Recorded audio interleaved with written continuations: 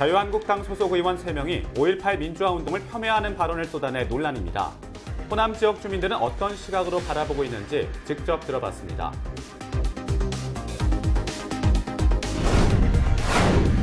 내년 국회의원 선거를 앞두고 관심이 뜨겁습니다. 순천과 여수의 경우 인구수에 의해 선거구가 조정될 가능성이 높아 출마자의 셈법도 분주해지고 있습니다.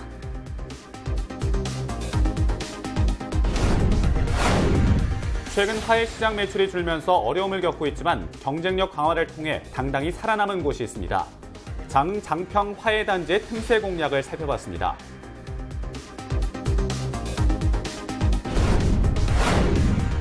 전라남도는 올해 정부의 친환경 에너지 보급 사업 예산 중 절반에 가까운 201억 원을 확보했습니다. 이번에 확보한 예산은 전국 최다 규모입니다.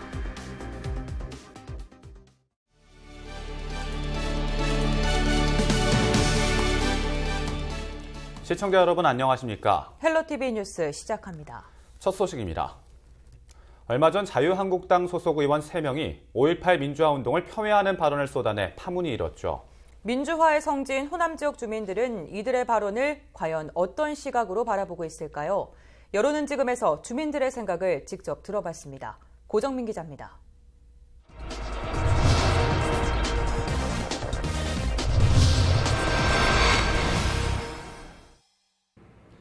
저는 지금 5.18 민주화 운동의 성지였던 옛 동아약국 앞에 나와 있습니다. 이곳은 당시 목포에서도 민주화를 열망했던 인사들이 모였던 항쟁의 중심지였습니다.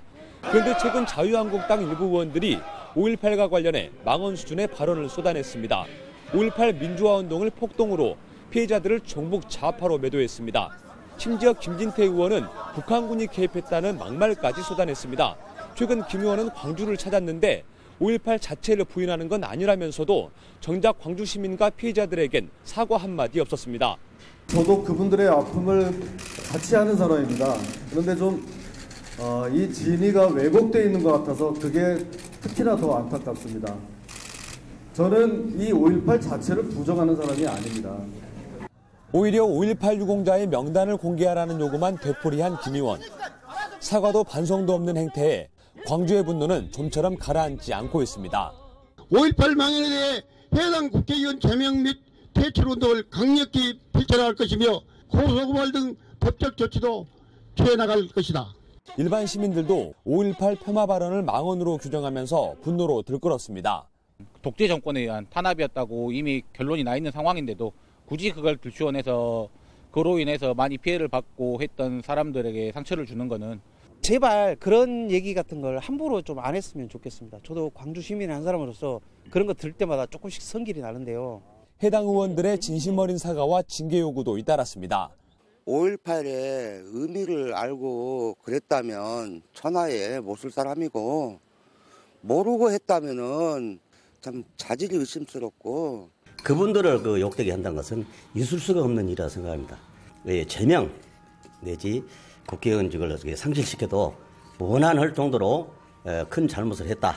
그 개인적인 발언을 하신 그분들의 국회의원들의 사과가 더 먼저라고 생각합니다. 그래서 그분들의 대한 사과가 이루어진 다음 저 개인적인 생각으로는 어느 정도 징계도 필요하다고 생각합니다. 정치권에선 이들의 출당과 제명을 촉구하고 나섰습니다. 망언을 한 의원들에 대한 징계에 대해서는 입을 닫았습니다. 그러나 이번 사안은 유감 표명으로 끝낼 수 없습니다. 10만 원 초청 토론으로 광주 시민을 모독한 한국당의 행태를 좌시하지 않을 것입니다. 국민들이 다시 한번 나서서 한국당을 심판할 때입니다. 역사의 고비마다 목숨 바쳐 나라를 지켜냈던 호남. 이 항의가 빗발치자 자유한국당은 뒤늦게 대국민 사과로 진화에 나섰지만 민주화의 지평을 연 5.18을 왜곡했다는 비난이 거세게 일면서 호남의 민심은 싸늘하게 얼어붙고 있습니다. 헬로티비 뉴스 고정민입니다. 전라남도 선거관리위원회가 제2회 전국 동시조합장 선거를 앞두고 민간단체 행사에 찬조금을 제공한 이 후보 예정자와 허위 사실을 유포한 조합원을 고발했습니다. 조합장 선거 입후보 예정자인 A씨는 지난해 11월쯤 자신이 회원으로 등록되지 않은 모임에 찬조금 20만 원을, 산악회 행사에 10만 원 등 총 30만 원을 제공한 혐의를 받고 있습니다. 조합원 B씨는 현직 조합장을 낙선시킬 목적으로 허위 사실이 게재된 인쇄물을 발송하고 비방하는 내용의 현수막을 조합 사무실에 게시한 혐의를 받고 있습니다. 전라남도는 올해 정부의 친환경 에너지 보급 사업 예산 중 절반에 가까운 201억 원을 확보했다고 밝혔습니다. 친환경 에너지 보급 사업은 신재생 에너지 이용 기술을 활용한 에너지 절감 시설이며 특히 육상 양식장에서 드는 난방료와 전력 비용을 대폭 낮출 수 있는 시설입니다.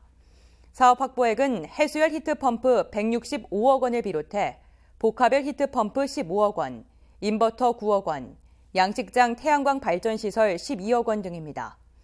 특히 이번에 확보한 예산은 전국 최다 규모입니다.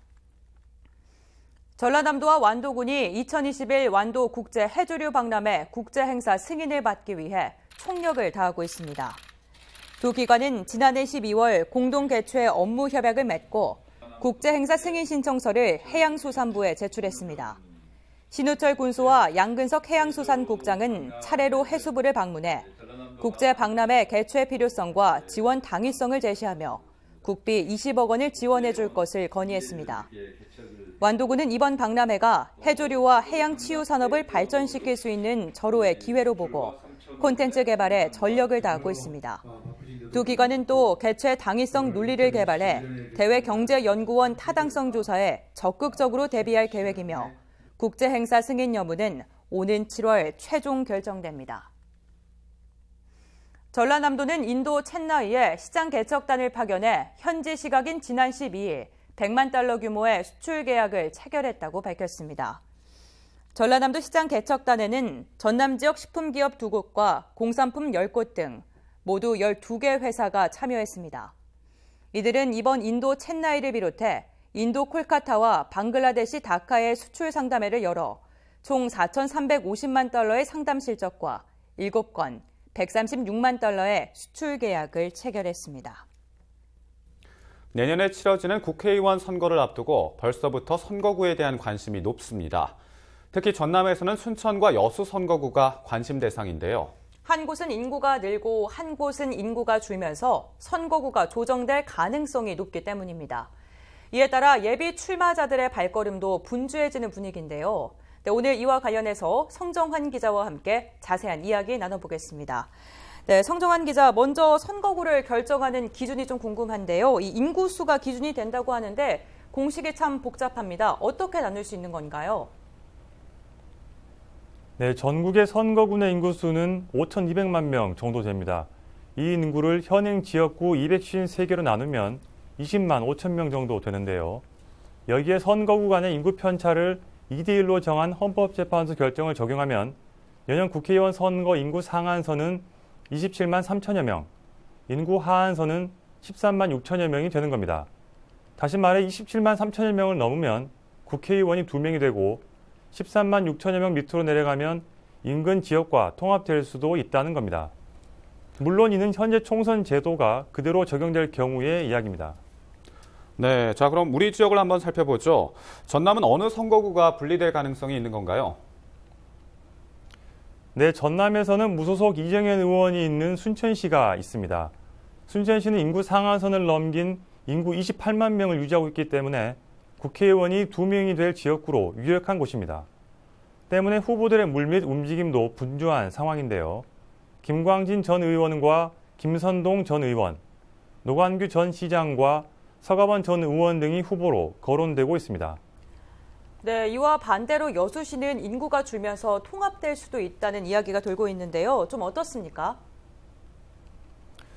네, 여수시는 갑과 을 2개의 지역구가 있습니다. 여수갑은 민주평화당 이용주 의원, 여수을에는 바른미래당 주승용 의원이 있습니다. 여수갑 지역이 인구 하한선인 13만 7천여 명이 미치지 못하면서 통폐합 대상이 되는데 이 통폐합을 피하려면 을 지역 일부를 붙여야 하는 상황입니다.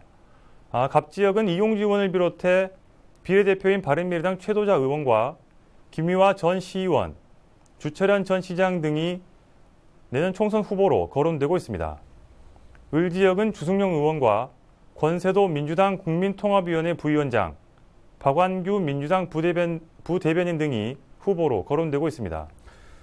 네, 자 그렇다면 전국적으로 선거구가 통합되거나 또 분리되는 지역이 얼마나 되는지가 궁금한데요. 어디를 꼽을 수 있을까요?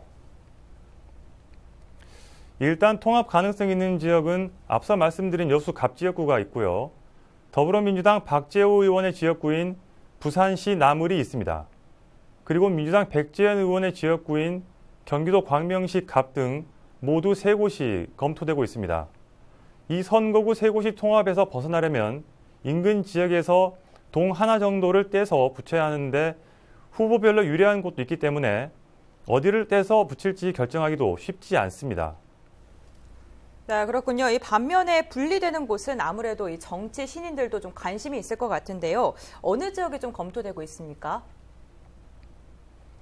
지역구가 나뉘어서 현행 국회의원 1명이 2명이 되는 곳은 앞서 말씀드린 순천시가 있고요. 그리고 민주당 이해찬 대표의 지역구인 세종시와 정의당 심상정 의원의 지역구인 경기 고양 갑 등 전국에 15곳이 있는 것으로 파악되고 있습니다. 이들 지역에서도 합종 연행 결과에 따른 기존 정치인과 정치 신인 간의 눈치 싸움이 치열하게 벌어질 전망입니다. 네, 올 한 해 선거구를 놓고 논의가 치열하게 진행될 것 같은데요. 앞으로의 일정은 어떻게 되나요? 네, 선거구 획정은 선거 1년 전인 오는 4월 15일까지 확정 짓도록 되어 있습니다. 하지만 이 시한은 사실상 의미가 없습니다. 지난 20대 총선만 보더라도 선거구 획정안이 선거를 불과 40여일 앞두고 가까스로 국회를 통과했습니다. 법정 시한을 넘기고 선거구가 실종된 상태까지 초래한 끝에 선거 42일을 앞두고 국회 본회의를 통과한 전례가 있습니다. 정치 지형이 시시각각 변하고 이해관계도 첨예하기 때문에 선거구 획정을 둘러싼 논란은 올 한 해 동안 계속될 전망입니다. 네, 오늘 말씀 고맙습니다. 성정환 기자 수고하셨습니다.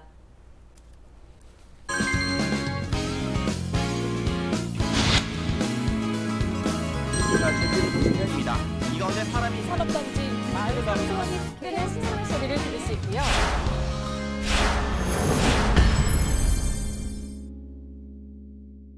최근 화훼 시장 매출이 급격히 줄면서 업계도 어려움을 겪고 있는데요. 하지만 경쟁력 강화를 통해 시장에서 당당히 살아남은 곳도 있습니다. 네, 바로 장흥 장평 화훼 단지인데요. 품질 개선과 품종 다각화를 통해 틈새 작물로 새롭게 주목받고 있습니다. 송유찬 기자가 그 현장을 다녀왔습니다. 자칫 봄이 오지 않았나 하는 착각이 들 정도로 곳곳이 초록색 물결로 가득합니다. 자세히 보니 알로스트로메리아라는 품종의 꽃입니다. 이곳은 장흥군의 유일한 화훼단지입니다. 이곳에는 7종에 달하는 알로스트로메리아가 있는데 꽃망울을 터뜨리기 전 출하를 기다리고 있습니다. 다른 한 곳에는 핑크빛의 스토크도 활짝 피어 있습니다. 이제 하다 보니까 시장 변화가 생겨서 농가들이 지금은 알스트로메리아도 하고 있고, 솔리다고라고 꽃도 하고 있고, 스토크, 그 다음에 안개꽃, 라난큘러스, 이런 꽃들 다양하게 지금 하고 있습니다. 대략 한 3헥타, 9,000평 정도 경작하고 있습니다. 현재 화훼 시장은 매년 10% 가까이 거래량이 줄고 있습니다. 이곳 역시 급격히 줄어든 시장 상황만큼 어려움을 겪었습니다. 하지만 화훼 단지 내 농가들을 모아 장목반을 구성하고 새로운 화종과 신품종 도입 등을 통해 경쟁력을 높이고 있습니다. 현재 9명으로 구성된 장목반을 운영하고 있으며 알로스트로메리아와 카네이션, 국화와 스토크 등 5종의 재배 화종을 주로 기르고 있습니다. 또 안개꽃과 솔리타고, 스타치스와 유칼립투스 등 꽃꽂이 소재형 단기 재배를 통해 틈새 시장도 노리고 있습니다. 이를 통해 현재 이곳 농가들은 매년 6억여 원 상당의 매출을 올리고 있습니다. 출하 시기는 겨울이 시작되는 11월부터 봄이 시작되는 3월까지입니다. 장흥군에서도 헬로보러스와 라넌큘러스 등 새로운 화종과 신품종 도입을 위해 함께 고민하고 있습니다. 특히 판로 확보를 위해 광주 원협과 도매시장 등도 함께 두드리고 있습니다.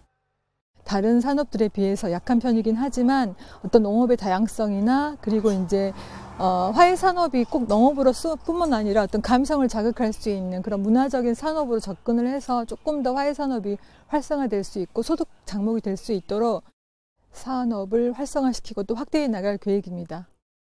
지난 2016년부터는 전남대학교와 협력 사업으로 국내 육성 신품종 종묘 증식 사업도 진행하고 있습니다. 한파 속에서도 활짝 피어오른 다양한 꽃들. 이를 통해 농가 소득도 함께 활짝 피어오르고 있습니다. 헬로티비 뉴스 송유창입니다. 김영록 전라남도지사가 취임 후 첫 도민과의 대화를 추진합니다. 김 지사는 오는 18일부터 다음 달 27일까지 22개 시군을 돌며 도민의 목소리를 현장에서 직접 듣기 위해 도민과의 대화를 진행한다고 밝혔습니다. 도민과의 대화는 도정과 시 군정 현안 보고를 비롯해 도민과의 대화, 현안 사업장 방문 등의 순으로 진행될 예정입니다. 도는 도민과의 대화에서 나온 시군 현안과 도민의 의견을 도정에 반영하고 적극적으로 지원할 계획입니다. 또 해당 시군 행정지원 담당 국장과 현안 관련 실국장도 참석하도록 해 시군 주민 건의 사업에 대한 검토와 결과도 회신할 방침입니다. 전라남도의회가 14일부터 올해 첫 회기에 돌입합니다. 14일부터 26일까지 13일간 열리는 임시회는 첫날 제1차 본회의를 진행합니다. 이날 김영록 전남지사와 장서궁 교육감으로부터 업무보고를 듣고 신안 해저유물 전시시설 건립 촉구 건의안 등을 채택할 예정입니다.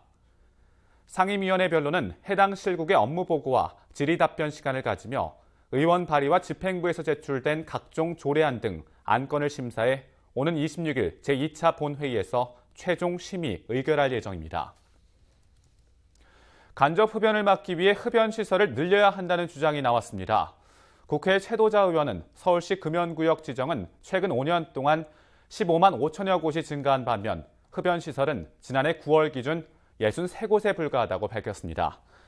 최 의원은 국민 건강을 위해 금연 정책을 추진하는 것은 당연하지만 흡연권도 헌법에 명시된 권리라며 존중받아야 한다고 지적했습니다. 최 의원은 일본의 경우 보행 중 흡연 행위를 전면 금지했지만 걸어서 5분 거리에 흡연 부스가 설치돼 흡연권을 보장하고 있다고 설명했습니다. 전남경찰이 어린이 보호구역 일제 점검에 나서는 한편 개선이 필요한 장비는 정비하기로 했습니다. 전남경찰은 지자체와 학교, 녹색어머니회의 협조를 얻어 민관 합동점검단을 구성하고 어린이 보호구역 1,035개소를 대상으로 신호등과 교통안전 표지판, 과속 방지턱의 훼손 여부를 점검하기로 했습니다.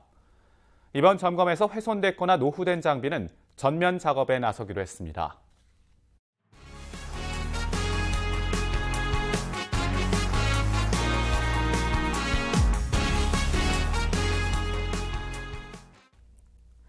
수상안전관리공단 설립을 위한 논의가 활발하게 진행되고 있습니다. 더불어민주당 서삼석 의원은 13일 국회의원회관에서 토론회를 열고 수상 레저 분야 관계자 50여 명이 참석한 가운데 공단 설립의 당위성과 정책 수립의 필요성을 놓고 다양한 의견을 주고받았습니다. 현재 수상 레저 관련 면허 취득자는 20만 명을 돌파했고 해마다 800여 건의 안전사고가 발생하면서 수상 레저 분야의 안전대책이 필요하다는 목소리가 높아지고 있습니다. 목포의 운수 종사자들이 친절하고 청결하고 안전한 대중교통 문화 만들기 운동에 적극 동참하기로 했습니다. 목포시는 13일 태원여객 사무실에서 시내버스 운전기사와 업계 관계자 300여 명에게 교육을 진행하고 친절 운동에 적극 동참해 줄 것을 당부했습니다. 목포시는 또 택시 운수 종사자들에게도 친절 가이드북을 배포하고 친절 운수 종사자에게는 분기별로 상을 수여하기로 했습니다. 지난해 아파트 내리막길에서 브레이크가 풀려 내려오는 SUV 차량을 멈춰 세우다 부상을 입은 진도군청 황창현 씨가 의상자로 인정됐습니다. 보건복지부는 최근 2019년 제1차 의사상자 심사위원회를 개최해 황 씨 등 7명을 의사상자로 인정했다고 밝혔습니다. 의사상자는 직무 외의 행위로 다른 사람의 생명을 구하기 위해 사망하거나 부상을 입은 사람을 뜻합니다. 황 씨는 지난해 5월 브레이크가 풀려 2차선 차도로 밀려 내려오는 차량을 발견하고 운전석 문을 열어 제동장치를 작동하다 차에 부딪혀 전치 12주의 진단을 받았습니다. 우리 지역의 이슈 콕 짚어봅니다. 헬로 이슈 토크. 지역의 현안을 시시각각 다뤄보는 헬로 이슈 토크 시간입니다. 이번 시간에는 우리 지역을 대표하는 자치단체장과 함께 지역의 현안에 대해 이야기 나눠보는 시간을 갖고자 합니다. 오늘은 김영록 전라남도지사와 함께했습니다. 안녕하십니까? 예, 안녕하십니까? 반갑습니다. 네, 일단은 뭐 지난 6개월 굉장히 바쁘셨을 것 같습니다. 일단 뭐 축하의 말씀 먼저 좀 드려야 될 것 같은데요. 전국 17개 자치단체장 중에서 직무수행 평가에서 6개월 연속 1위를 또 하셨습니다. 뭐 비결이 좀 있을까요?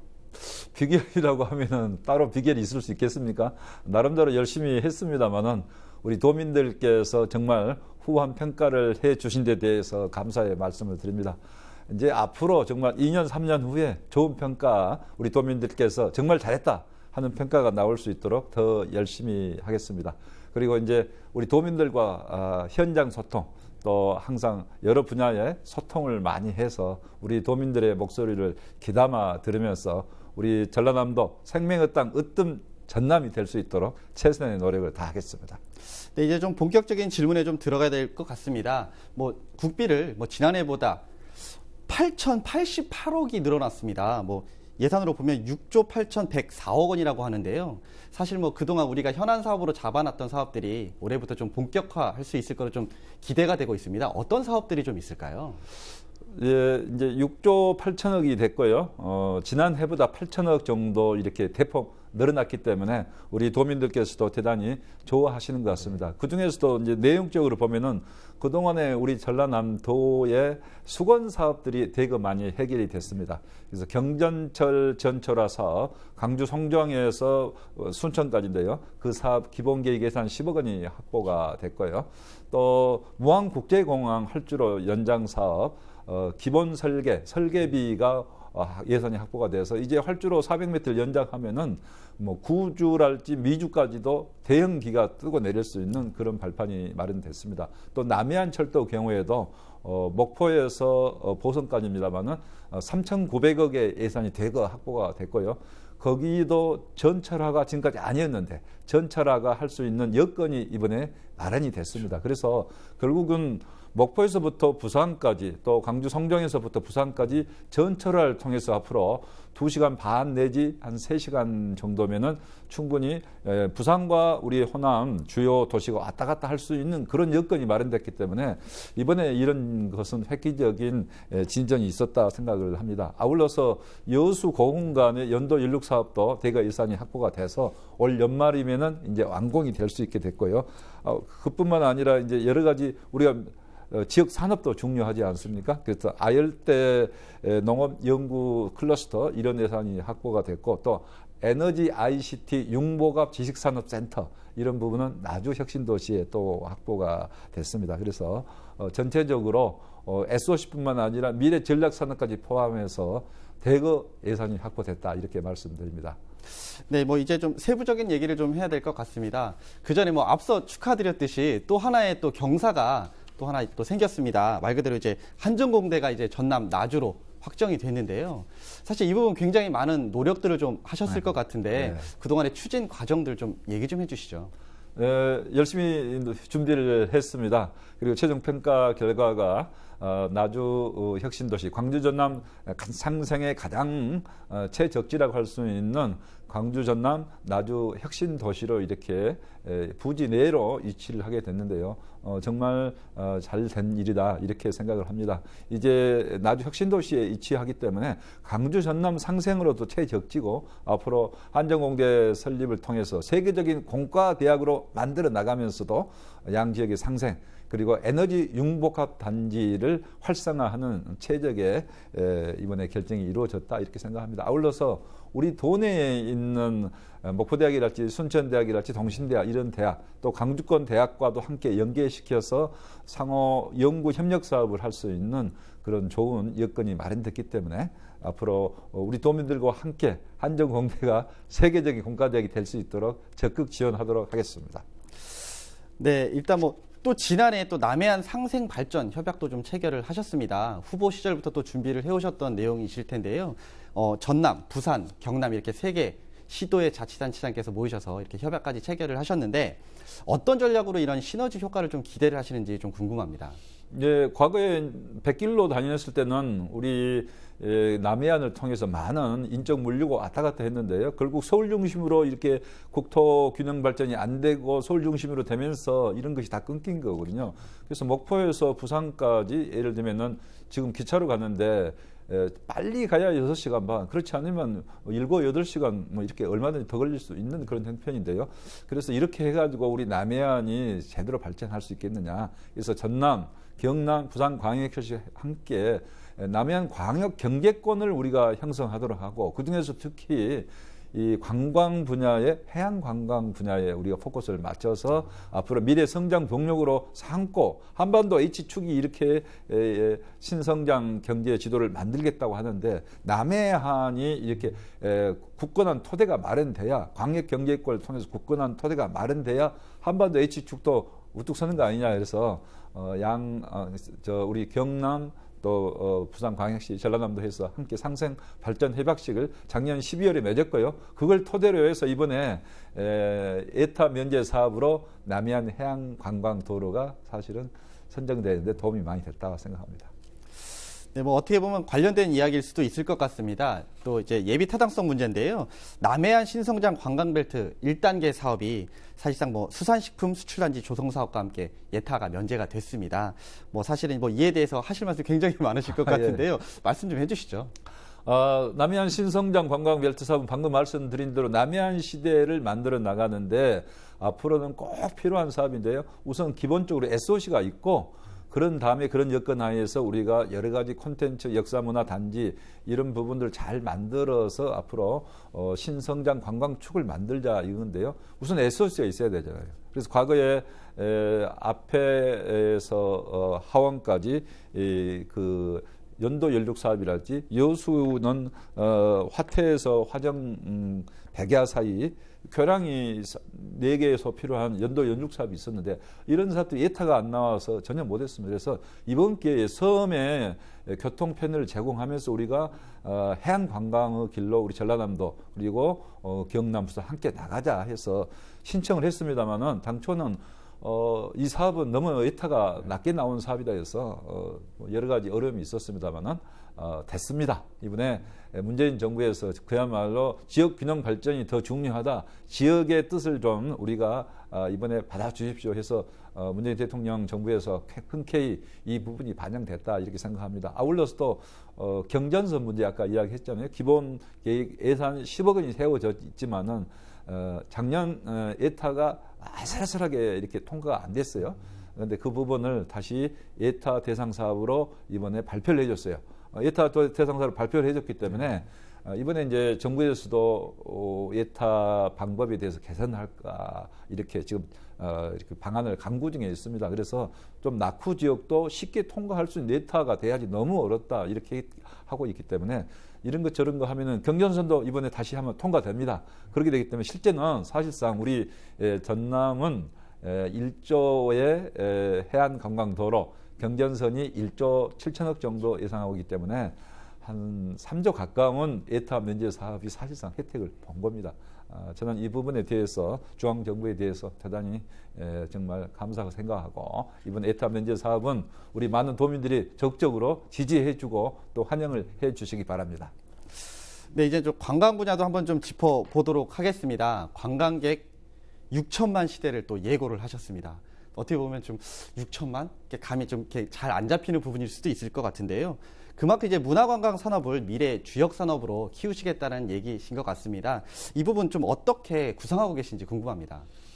예, 그 부분은 이제 방금 이야기한 대로 저희가 남해안 해안 관광 벨트를 만들자 했잖아요. 그래서 SOC 기본 여건을 이렇게 만들어 가면서 벨트를 만든다는 것은 벨트 따라서 그러니까 영광에서부터 시작해서 목포, 신안, 무안도 다 얼마나 좋아요. 여기 돌아서 또 해남, 진도, 완도, 강진, 장흥, 고흥 돌아서 그다음에 여수에서도 또 광양, 순천 이렇게 하나의 벨트를 만들면서 그 벨트 따라서 우리가 좋은 역사, 문화, 관광지적인 여러 가지 좋은 여건을 많이 가지고 있고 또 맛과 소리의 고장이고 그렇기 때문에 이런 관광 콘텐츠를 잘 적절하게 배치를 하면은 전라남도가 그야말로 6천만 관광 시대가 아니라 1억 관광 시대를 만들 수 있다. 특히 이제 제주도가 어느 정도 포화 상태다 이렇게들 많이 합니다. 그래서 이제는 유라시아 대륙 철도가 열리는 시대가 되면은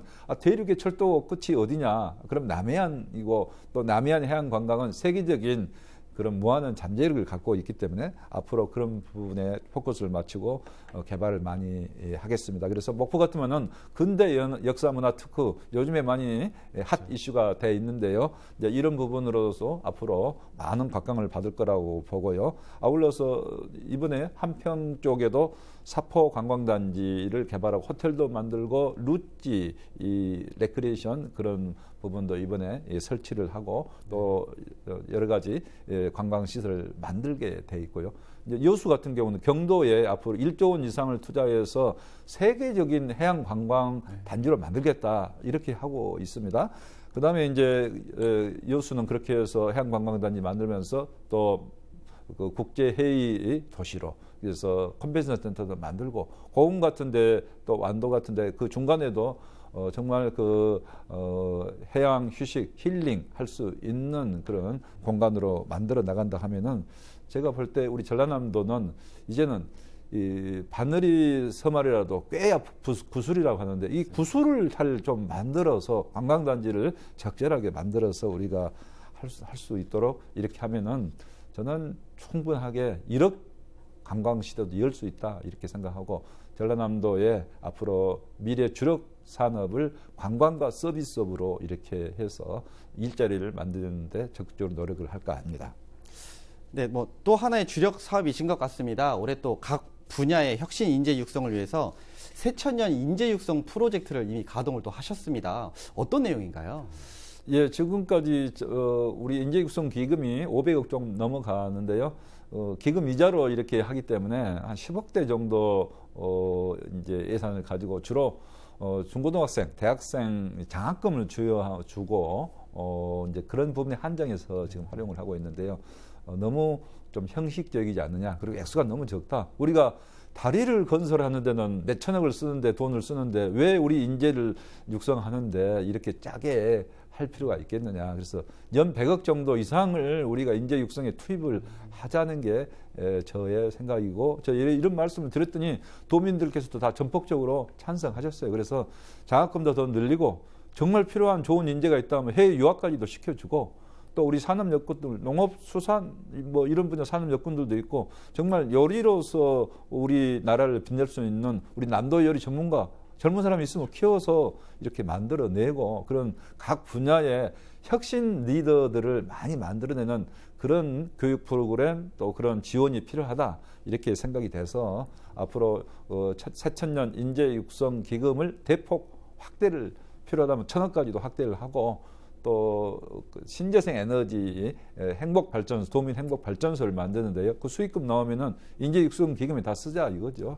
이렇게 해서 우리 전라남도가 이제는 인구는 예전처럼 400만 시대가 아니고 지금 200만 시대지만은 인재만큼은 우리가 더 많이 키울 수 있는 그런 노력을 하자. 그런 차원에서 지금 각계의 의견을 적극적으로 수렴을 하고 있습니다.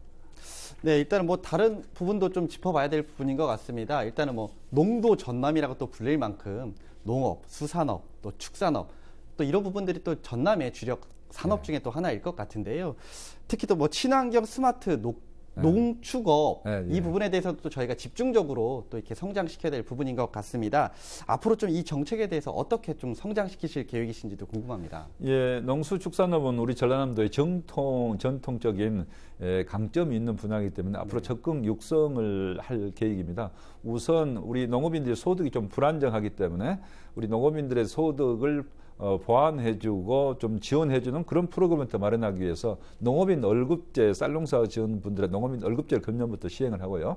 내년부터는 한 100만 원 정도 내외의 어떤 우리 농민수당, 어민수당 이런 형태의 어떤 기본소득 개념으로 좀 지원하는 방안도 이렇게 마련을 하겠습니다. 그런 가운데 정말 우리 농업이 이제 과거와 달라서 생산만 하고 우리 농업이 이제 나아갈 방향을 이렇게 바라보기는 너무 소득이 보장이 안 되기 때문에 소득을 어느 정도 올리면서 지속 가능한 농업이 돼야 되지 않겠느냐. 그래서 어렵지만은 친환경 농업을 우리가 좀 주력해서 필요하다면은 국내뿐만 아니라 해외까지도 우리가 전라남도 농수산물, 친환경 농수산물 한번 브랜드로서 큰 의미가 있는 그런 정도까지 육성을 할 생각으로 갖고 있습니다. 또 아울러서 축산도 친환경적 축산, 환경 친화적인 축산을 통해서 브랜드 가치를 높이고 전라남도 축산하면 믿고 안심하고 가장 맛있는 이런 축산, 이런 방향으로 나아갈 수 있도록 적극 노력하겠습니다. 그리고 앞으로는 또 아열대 기후 변화가 지금 한참 우리가 경험하고 있잖아요. 그래서 아열대 농업 연구단지, 아열대 농업 클러스터를 만들어서 이제는 그런 분야도 우리가 우리 과거의 전통의 과일 채소뿐만 아니라 아열대 작물까지도 이제 우리 농업으로 편입시키자, 그런 노력을 할 계획입니다. 그래서 아열대 농업연구소도 국립 농업연구소도 만들고 아열대 농업 클러스터도 조성할 계획으로 있습니다. 네, 뭐 이제 조금 이제 어떻게 보면 좀 더 생각을 해서 얘기를 하셔야 될 부분인데, 흑산도 공항입니다. 사실 그 찬반 논란도 좀 뜨겁고 지역의 좀 핫 이슈 중에 하나인 것 같은데요. 뭐 예산도 사실은 좀 확보가 됐는데 앞으로 좀 어떤 계획을 좀 가지고 계신가요? 흑산도 공항은 금년 예산으로 작년 국회에서 10억 원의 예산을 이렇게 편성을 최종 증액 과정에서 편성이 돼서 국회에서도 인정한 거고 또 정부에서도 증액에 동의를 했기 때문에 흑산도 공항 필요성은 정부도 인정했다, 이렇게 생각합니다. 다만 국립공원위원회, 환경부 산하의 국립공원위원회에서 국립공원 변경 심의를 통과가 안 되고 지금 보류 상태에 있는 것은 다 아시잖아요. 그래서 이 부분을 꼭 통과가 될 수 있도록 노력을 하겠습니다. 도시 육지분들은 KTX 타고 서울 가는데 2시간, 1시간에 가겠다 해서 지금 어마어마한 사실은 국비 사업들이 투입되고 있지 않습니까? 근데 섬은 당연히 불편한 것이 당연하다. 저는 이것이 너무 우리 섬 주민에게는 너무 가혹한 것 같다. 그리고 환경 문제, 그런 부분은 잘 우리가 환경에 문제가 없도록, 식생에 문제가 없도록, 또 철새에 문제가 없도록, 또 항공기 안전 문제에도 우리 서울지방항공청하고 잘 그런 문제를 점검을 해서 보완을 해서 다음에는 국립공원 심의위원회에서 꼭 통과가 될 수 있도록 해서 흑산공항이 우리 지역 주민의 편의성도 도모한 가운데 해양 영토 주권을 지키는데도 대단히 큰 의의가 있는 그런 프로그램이기 때문에 꼭 실천이 될 수 있도록 노력을 하겠습니다. 네, 뭐 앞서서 이제 다양한 얘기들을 좀 해주셨는데요. 특히 그 청년 일자리와 관련된 얘기를 잠시 언급을 또 해주셨습니다. 좀 이와 관련해서 우리 도민들의 또 관심적인 내용 중에 하나가 전체적인 또 일자리 문제일 것 같습니다. 사실 뭐 모든 역량을 좀 집중하시겠다고도 밝히신 바 있으신데요. 또 다른 계획들이 좀 있으실까요? 일자리 문제는 대단히 지금 중요한 부분인데요.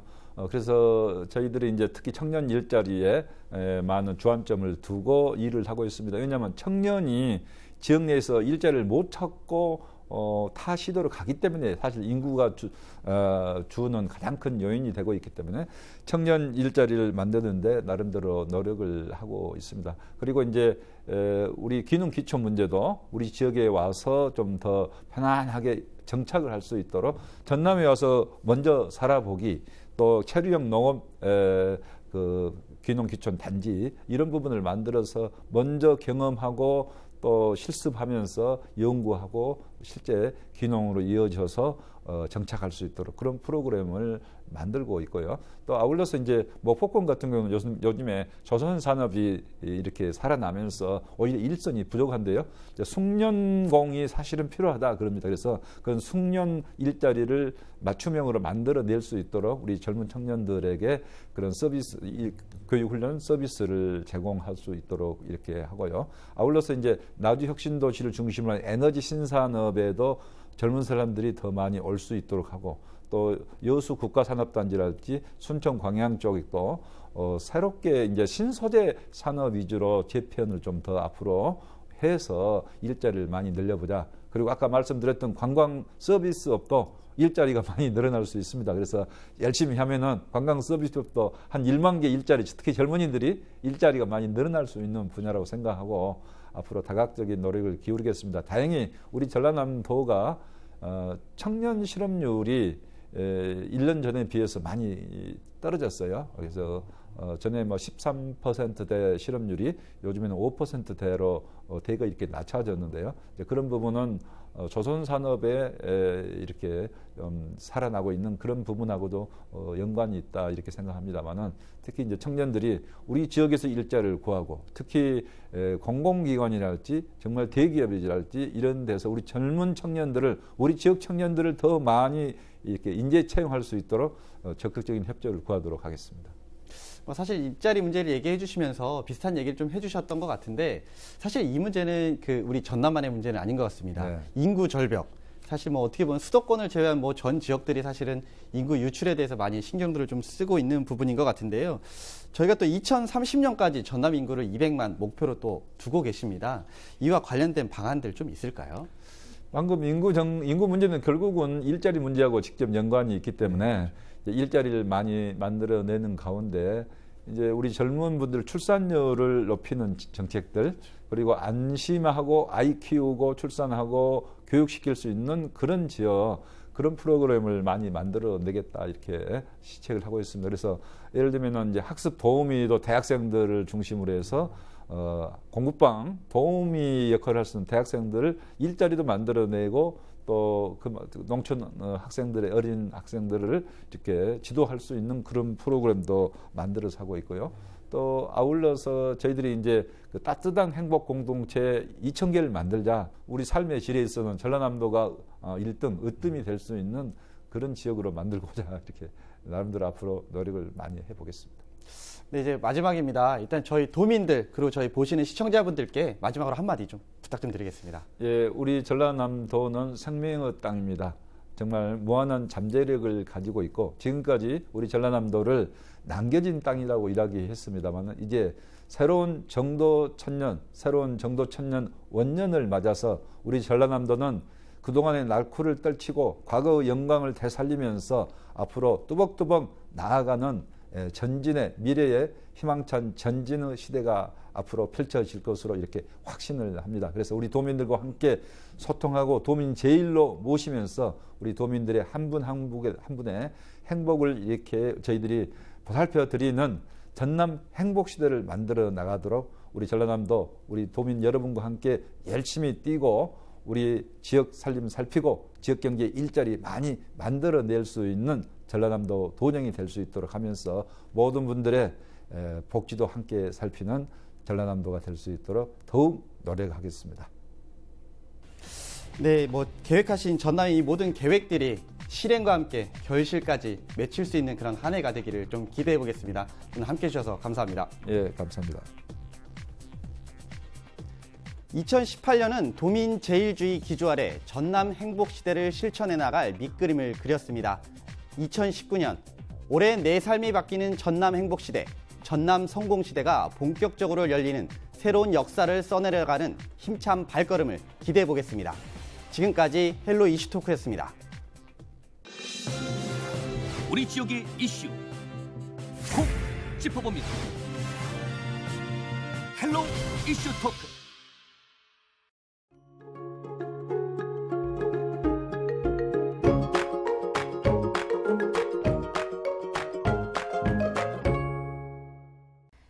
연일 말썽을 부리던 미세먼지는 찬바람이 불면서 차츰 해소되겠습니다.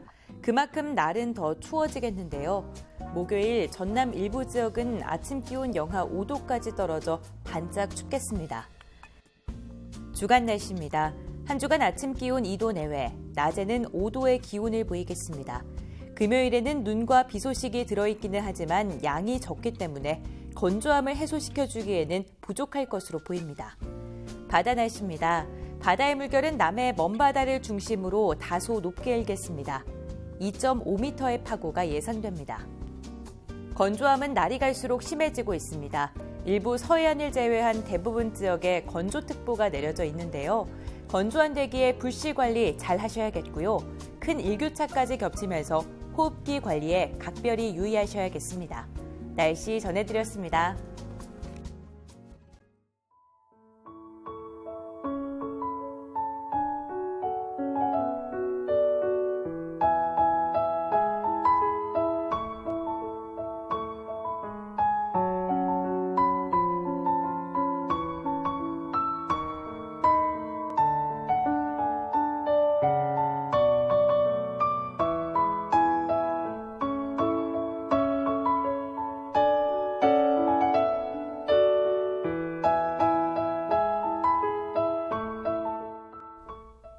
이상으로 헬로티비 뉴스를 마칩니다. 저희는 언제나 지역 주민 여러분 곁에 있겠습니다. 고맙습니다.